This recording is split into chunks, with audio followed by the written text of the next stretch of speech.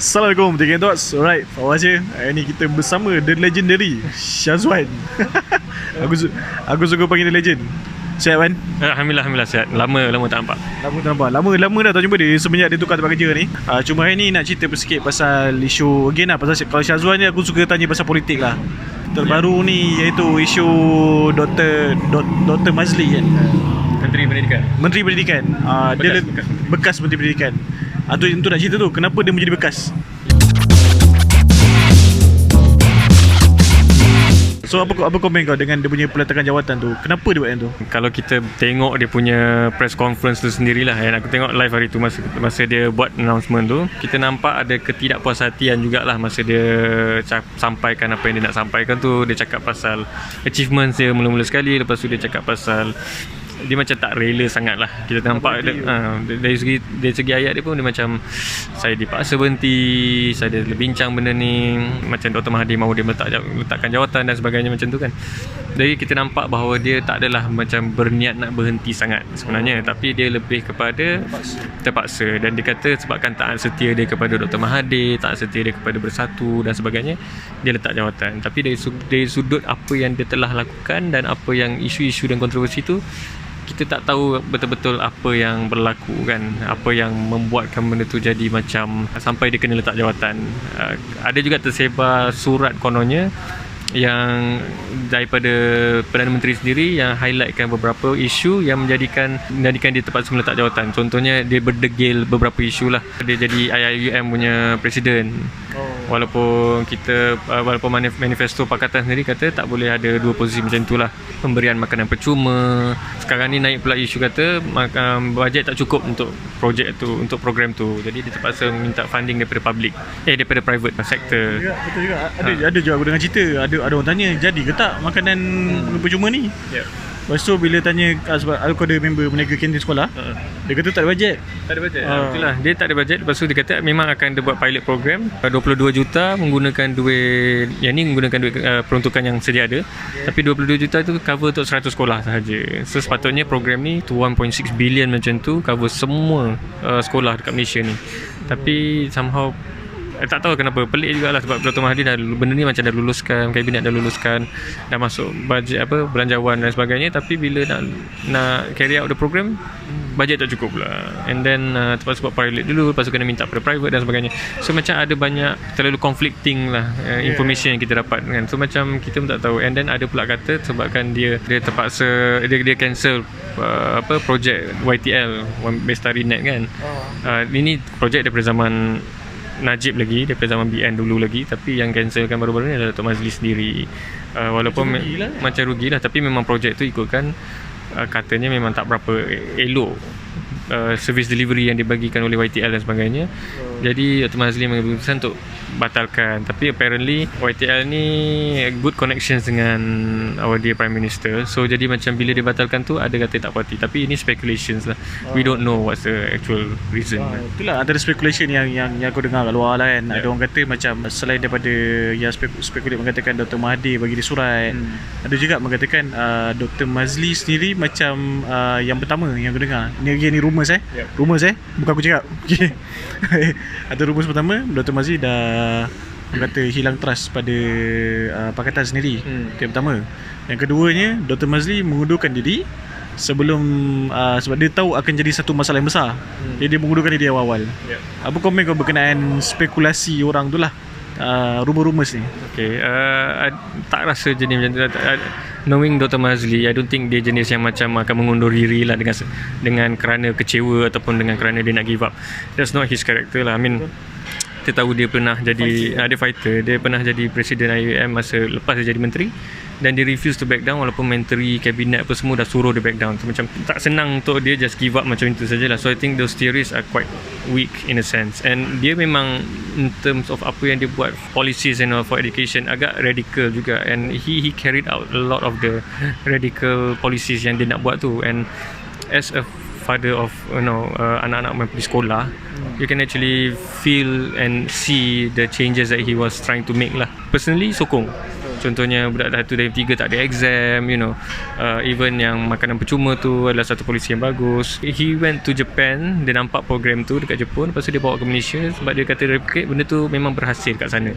Why not kita boleh follow kan? Dia follow. Lepas tu administrative work for guru, cikgu-cikgu semua. And kalau apparently kalau you tanya cikgu-cikgu pun they kind of like apa kind of reforms yang Dr. Maszlee bawa. So he has his ideas, he was carrying out his vision, tiba-tiba dia nak quit. So macam tak kena jugalah kata teori dia give up semua, because he was carrying it out. Even kasut hitam tu pun make sense for us parents. Memang itu something yang kita memang nak daripada awal kan. I don't know, I think those theories are quite weak lah. And I think apa yang berlaku ni agak mengecewakan in a way. Memang dia sendiri memang ada masalah yang dia mungkin tak dapat nak selesaikan.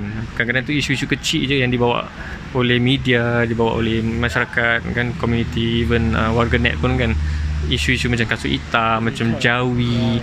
We've discussed jawi before I think. And benda tu kecil, tak ada masalah pun sebenarnya, tapi the way he handles those issue terlalu melayan, and then it's quite questionable lah in terms of dia tak berjaya merubah naratif tu untuk positifkan, untuk bawa something yang positif pada dia ministry. Dia macam orang bawa negatif, dia biarkan ataupun tak berjaya address benda tu dengan baik. So and this is a problem bukan dia sajalah under Pakatan Harapan. A lot of the Pakatan Harapan punya ministers are unable to handle communications in a way yang macam strategic, macam aku agree on that part lah. So kind of banyak benda yang diorang buat pun diorang tak boleh sampaikan kepada rakyat, ataupun bila kena sikit je ataupun benda kecil pun tak boleh nak handle. Contohnya kasut hitam, benda tu sangat-sangat make sense for parents. Kita seronok bila tak perlu pakai kasut putih all the time, kena cuci lah sebagainya. Tak boleh kapur, banyak jimat. Long term pun kita boleh pakai kasut tu lama kan. Anak-anak ni tahulah, budak-budak kecil main confirm kasut kotor dan sebagainya. So dan anak-anak pun sangat bahagia. So macam aku dulu kena marah dengan aku sebab tak kapur kasut. So kasut hitam settle. So menjadi macam benda tu sangat mudah, benda tu efektif, and benda tu bagus, tapi somehow itu pun tak boleh nak handle in terms of making it a positive.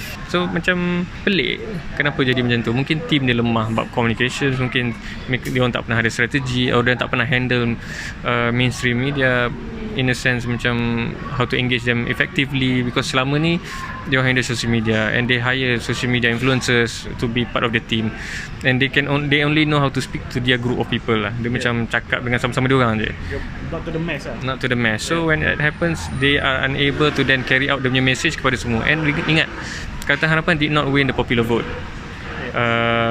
They won more or less 50-50% macam tu, and because BN dengan PAS masa tu 2 party, so macam Pakatan Harapan masih kena convince about 50% of the population tau. And if the 50% of the population is the loudest, okay, tak kisahlah dia dongzong ke, dia orang kampung Melayu mana-mana ke, ataupun dia Indian yang sama ada yang bandar ke ataupun yang estate ke apa, you still need to convince 50% of the population. And if they scream the loudest, they might seem like they are 80% of the population. So and then when that happens, kalau gagal nak sampaikan policy you, nak sampaikan message you, jadi macam Dr. Maszlee lah. And and we can speculate all we want apa yang berlaku, apa semua benda, tapi in the end it's the inability of these ministers and someone like Dr. Maszlee untuk sampaikan dia punya polisi tu dengan baik, the intipati dan message yang dia nak bawa tu, dan semuanya boleh jadi gagal lah. And with the next election looming and coming soon, kalau dia masih gagal lagi, we can see the trend dalam by election for example. Buatlah macam mana pun, kalau orang dah tak percaya, orang tak percaya. Sebab macam trend ni sekarang ni, macam bila ada pilihan dia kecil je kalah. Pilihan kecil je kalah. So it's a long term, takut nauzubillah lah, kalah semua lah. So agak bahaya jugalah kalau dibiarkan. And then benda yang sama tinggal aku lagi sikit lah, benda yang sama jadi dekat Selangor macam mana? One thing about Selangor is that dia punya opposition sangat-sangat weak. Barisan Nasional kat Selangor lemah. Kalau kita tengok perbahasan dekat dalam Dewan pun apa semua pun tak ada meet lah, tak ada pengisian yang baik lah, tak ada fight lah kat situ. So opposition weak is an advantage lah, even though kerajaan Selangor sendiri sekarang ni kita nampak macam tak agresif sangat lah, 50-50 sikit lah. Dah keluar biar boleh bercakap kan. so basically, but it's about how you deliver your message jugalah. And if for example this happens nationwide again, we might see another change in government lah. What Barisan Nasional did was before this, dia orang bagus dari segi handling perception, dari segi handling media, apa semua dia bagus. They hire the right people, tapi they cannot hide a massive corruption. Itu dah tak boleh buat apa dah. So sebab tu dia orang mungkin antara sebab dia orang tewas juga, because benda-benda tu memang dah tak boleh nak sweep under the carpet. Lepas tu orang pun dah terasa apa semua benda kan. So macam it's time for change lah, and it's good for us. Tak kisahlah Pakatan Harapan buat bagus, tapi it's time for change. We know we can change. Tapi Pakatan Harapan kalau dia orang tak boleh nak handle even the smallest of issues, contohnya Jawi tu 3 muka surat je kot daripada satu buku teks kan, daripada the whole dalam bag tu berapa page je kan, page je. Itu pun tak boleh nak ubah perception dengan baik, tak boleh nak deliver good message. Benda macam tu memang makan diri lah. So in the end lama-lama kita tahu orang pun dah bijak sekarang ni, dah boleh fikir and dah boleh ubah bila dia rasa nak ubah. It's time to people selalu cakap lah, bila kalah election kena backup kan. It's really time to backup. So tu lah, maksudnya kalau dibiarkan lama-lama nanti Pakatan Harapan akan kalah lah. Yep. Unless BN masih tak boleh nak sort themselves out lah. Which in the end, to be honest, either kita menang sebagai rakyat ataupun kita kalah semua. Tak kisahlah BN naik ke PH naik, rakyat kalah. So it's an issue for us. I think orang yang supposedly membantu menteri-menteri ni pun dia orang kena main peranan lah. You tahu your own punya ability lah. Jangan seronok nak ambil job kan. Macam tu lah kan rasa. Kalau rasa tak boleh buat, tak payah buat kan. In the first place, if it's not your area of work, kalau kau bukan orang yang buat strategic communications atau kau bukan orang yang buat even PR apa semua kan, bagi kepada orang yang pandai lah. Okay, last word lah pada, tak tahu ke kau nak bagi ucapan pada Dr Maszlee je?